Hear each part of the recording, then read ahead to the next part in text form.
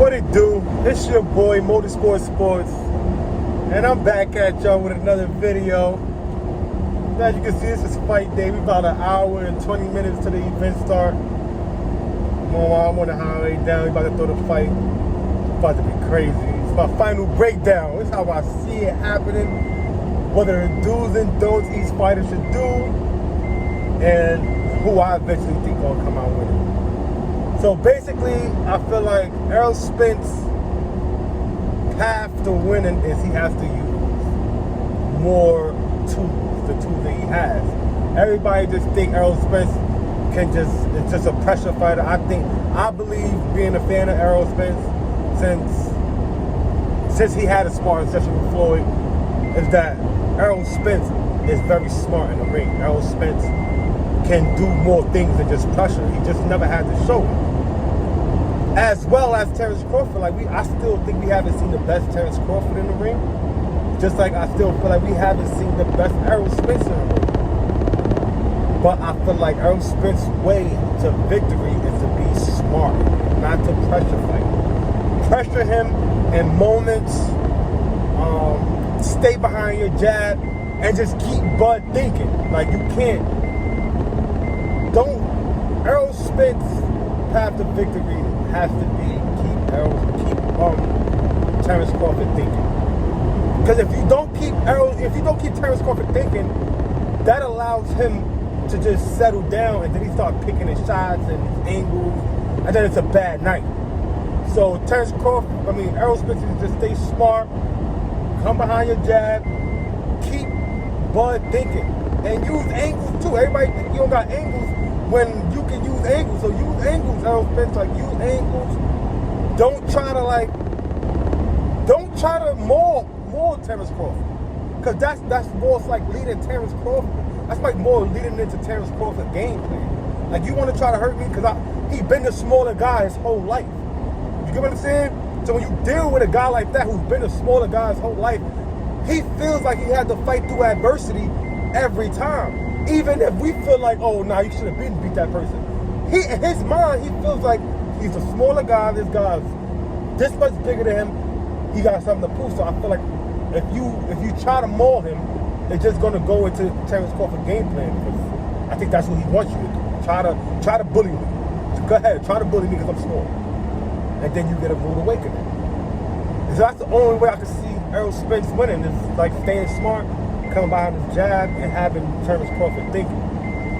Because if you just stick with that one trick, that one dimension, Terence Crawford path to victory, if Errol Spence decides to step, just beat Terence Crawford, step around, get the timing down pat, hit him from different angles, make him miss, set punches up. Because everybody keep thinking about, he just turned the switch on with Sean Porter. He turned the switch on and went to go get him. No. He was hitting Sean Porter with that same punch the whole fight. If I can sit down and watch this fight with anybody, I could show you the movements and the punch he was hitting Sean Porter since round 1. He just knew that was the punch to go to. It wasn't no switch. It was a clearly set up. He just kept setting him up, hitting him hard down there, hitting him hard to the body, hitting him hard to the throat area, to the shoulder area, to finally hit him right on the button. That's what Terence Crawford do. Terence Crawford is a person that goes in there with a game plan. All right, you want to open this up? I'm going to hit you like this until you stop it. And then when you stop it, I'm going to hit you like this. But now I'm going to hide the punch with this. That's what he does. And it's so crazy how he does it. Like, he hides his punch. He switches his cadence. He punches in between his. Terence Crawford just got to go beat Terence Crawford. That's all you got to do. Terence Crawford just got to go beat Terence Crawford. He's going to beat anybody.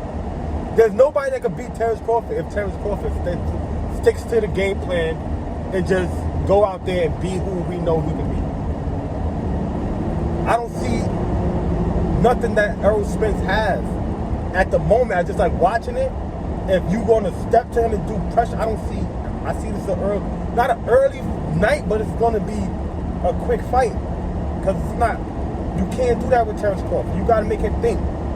Pressuring him It's falling right. He knows this is what you do. He knows you throw 1,000 body punches. He knows this. He knows it's a game. He been watching you since the amateurs, bro. He's a fan of you.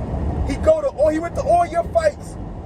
All your fights until I guess the last one after Ugas, because you know after Errol Spence fought Danny Garcia, Errol Spence got on the fucking in his post-fight interview. He was like, "Oh, I don't know why Bud come to my fights. I don't go to none of his fights."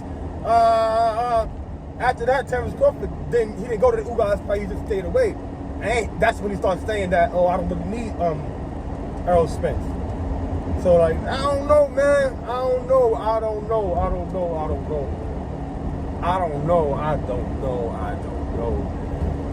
Errol Spence path to victory is he gotta keep Bud deep.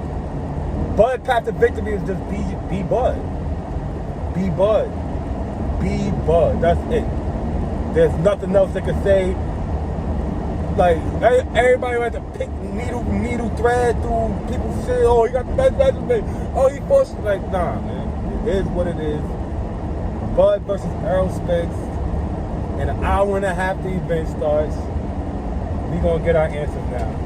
I got Bud winning by knockout between the 6th and the 8th round. Team Bud. That's what I got. I don't see nothing. Errol Spence ain't gonna do what I'm saying. Like, Errol Spence is Errol Spence. He ain't gonna do what I'm suggesting.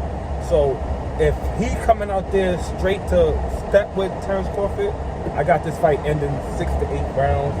And that's my take on it. Oh man, son, I'm kind of nervous.